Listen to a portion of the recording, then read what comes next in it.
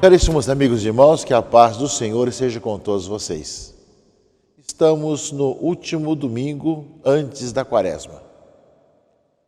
Nós sabemos que o tempo comum tem duas partes. Uma que vai do Natal até a Quaresma e a segunda parte, que é a maior, que vai de Pentecostes até o Advento.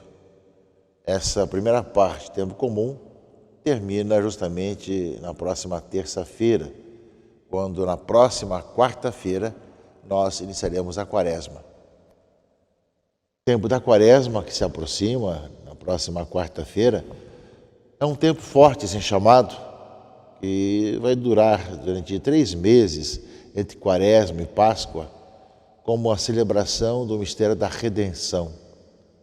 Toda a preparação para o centro da vida litúrgica da Igreja, que é a Páscoa do Senhor, sua morte e ressurreição, que nós vamos celebrar solenemente no tríodo pascal, que é o centro da vida litúrgica da Igreja, o mistério da Páscoa.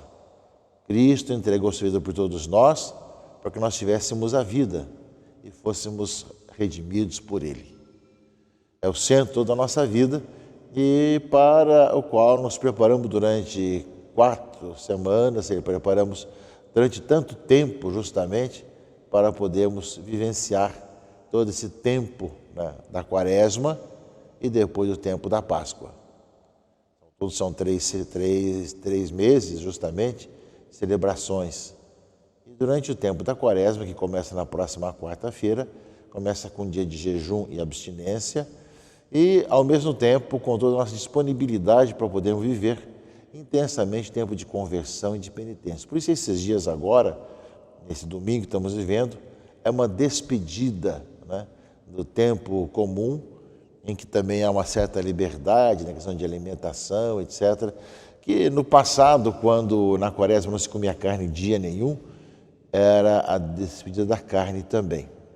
E nesses dias que acontecem essas despedidas, que nós temos justamente grandes festejos por aqui, cabe a nós, muitas vezes, buscarmos ser cristão em qualquer situação, em qualquer momento. E nos preparamos bem para o tempo da Quaresma, na próxima quarta-feira, que receberemos cinzas sobre as nossas cabeças, com os ramos bentos do ano passado, queimados, triturados, tornando pó, para que nós lembremos que nós somos pó, ao pó voltaremos, e somos chamados a aproveitar cada dia para viver a nossa vida cristã. Aqui no Brasil, nós vivemos a Quaresma para que, junto com a conversão que cada um é chamado a ter, da língua, da vida de família, da correção que nós temos de tantos erros em nossa vida e tantos pecados, nós também temos um questionamento que a Igreja do Brasil dirige a nós, para que nós também olhemos a nossa vida como vai e também a própria sociedade, já que o tema não é só para os cristãos, mas é para toda a sociedade brasileira, que é através da campanha da fraternidade, que começa nessa próxima quarta-feira de cinzas, vai ter o domingo de Ramos, quando teremos a coleta dessa intenção, tem nesse ano o tema Fraternidade e Fome. E tem como lema, dai-lhes vós mesmos de comer. Eu creio que é um tema que marca a nossa vida e que, de uma certa forma, a Igreja tem respondido muito em relação a isso. Durante a pandemia, as comunidades, as igrejas souberam como ninguém responder a esse apelo e partilhar do pouco que tinha para que ninguém passasse necessidade ou fome ao nosso redor. E ainda hoje, um grande trabalho da Igreja, posso testemunhar, Igreja Católica, né? Nós temos aí justamente tantas energias e tantas economias para alimentar a quem necessita nos tempos atuais. É claro que nós desejaríamos um tempo diferente, cada um com o seu emprego, sua casa, com a sua vida de família, desejaríamos um tempo de mais justiça. Mas enquanto não acontece isso, nós fazemos a partilha daquilo que nós temos e fazemos com muita generosidade e com dignidade também, respeitando a pessoa da pessoa necessitada.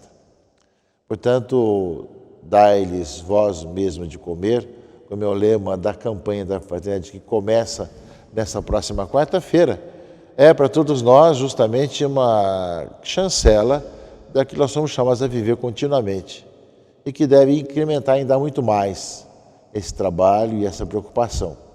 Mas junto com essa conversão, nós sabemos como partilhar o que nós temos com os outros, também nós questionamos a sociedade, o mundo que nós vivemos, por que tem pessoas que passam necessidade, por que não há uma melhor distribuição, né, de renda, de alimentos, de possibilidades, para que todos vivam com dignidade.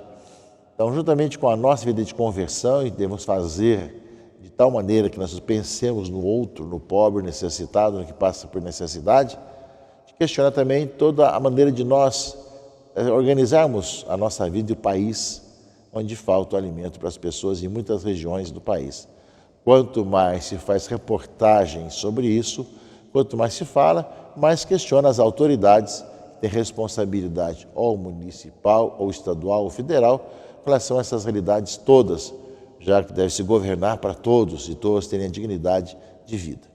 Portanto, o nosso convite para que a partir da próxima quarta-feira vivamos uma Santa Quaresma e para que nós possamos também, na campanha da fraternidade, nos examinar sobre a fome ao nosso redor e como que nós estamos repartindo aquilo que nós temos para que não falte o alimento na meio de nossos irmãos e irmãs. Nós continuamos, nesse 7º domingo do tempo comum, a ler o Evangelho do Sermão da Montanha. Nós voltaríamos a ler o Sermão da Montanha após Pentecostes, né, na 8ª semana do tempo comum, que vai continuar depois de Pentecostes. Mas as festas após Pentecostes, Santíssima Trindade, vão ter prevalência, vão prevalecer sobre os domingos, e nós só voltaremos a ler justamente aos domingos depois que passaria a leitura do Sermão da Montanha. Aí teremos já outros textos a partir da 10ª semana, o 10º domingo do tempo comum após Pentecostes. Portanto, nós praticamente com a leitura desse 7º domingo, lemos um trecho do capítulo 5, 38 a 48, né, do Sermão da Montanha, e claro que depois acabaremos não lendo o restante, porque terão outras festas após Pentecostes.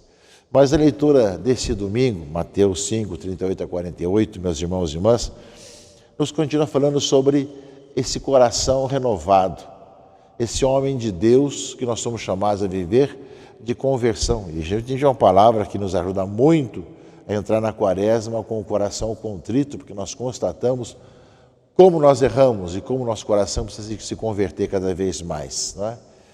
Fala o Evangelho desse final de semana, vocês ouviram, olho por olho, dente por dente. Eu, porém, vos digo, não enfrenteis quem é malvado. Pelo contrário, se alguém te dá um tapa na face direita, oferece-lhe também a esquerda. Se alguém quiser abrir um processo para te tomar a túnica, dá-lhe também o manto. Se alguém te forçar a andar 1 quilômetro, caminha 2 com ele. Dá a quem te pedir e não vires as costas a quem te pede emprestado. Palavra, meus irmãos e irmãs, que supõe um coração diferenciado, uma mudança de vida. Isso não é fácil para a pessoa, porque nós somos pessoas que respondem às provocações e logo queremos retribuir o mal com o mal. Para retribuir o mal com o bem, só quem tem o coração transformado, renovado. E isso não é fácil. Aliás, é só com a graça de Deus, com o dom do Senhor. Por isso, sempre supõe que a palavra de Deus que nós ouvimos, ela tem essa força de transformar nossa vida e nossos corações. Porque, humanamente falando, nós faríamos bobagens cada vez mais, retribuindo o mal com o mal, diante do mundo violento como nós temos. E essa é a lógica da maioria das pessoas, né? De não levar desaforo para casa, de poder retribuir o mal com o mal, e achando que quem retribui o mal com o bem é uma pessoa frouxa. Pelo contrário, poder fazer isso supõe realmente a graça de Deus, porque humanamente falando é quase impossível. Mas aquilo que parece impossível aos homens é possível para Deus. Quando Deus atua no coração da pessoa, ela passa a receber as piores situações também muitas vezes de maldade, para retribuir com o bem. Mas continua o Evangelho, não é? Vós ouviste que foi dito: amarás o teu próximo e odiarás o teu inimigo. Eu, porém, vos digo: amai os vossos inimigos, rezai por aqueles que vos perseguem. Assim, os tornareis filhos do vosso Pai que está nos céus, porque Ele faz nascer o sol sobre maus e bons e faz cair a chuva sobre justos e injustos. Porque, se amais somente aqueles que vos amam, que recompensa tereis? Os cobradores de impostos não fazem a mesma coisa? Se saudais somente os vossos irmãos, que fazeis extraordinário? Os pagãos não fazem a mesma coisa? Portanto, um segundo aspecto, além de não retribuir o mal com o mal, fala para amar os inimigos e fazer o bem a quem nos persegue. Ora, caríssimos irmãos e irmãs, esse é um sinal da vida cristã. Os cristãos, com a graça de Deus, são chamados a terem dado esse sinal. Diante da perseguição, diante do martírio, quantos mártires morrem pedindo que perdoe os seus algozes? Pai, perdoai-lhe os que estão fazendo isso, porque não sabem o que fazem.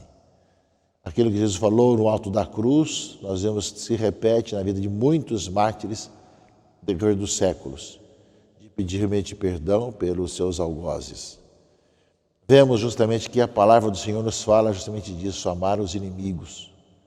Esse é um sinal do cristão. São os cristãos que, com a graça de Deus, assim agem, assim atuam. E assim são sinais também da ação de Deus na própria vida, na própria história. E termina o perícope, o evangelho desse final de semana, com a palavra: sede perfeitos como vosso Pai Celeste é perfeito. Que é no fundo aquilo que o Levítico fala na leitura primeira.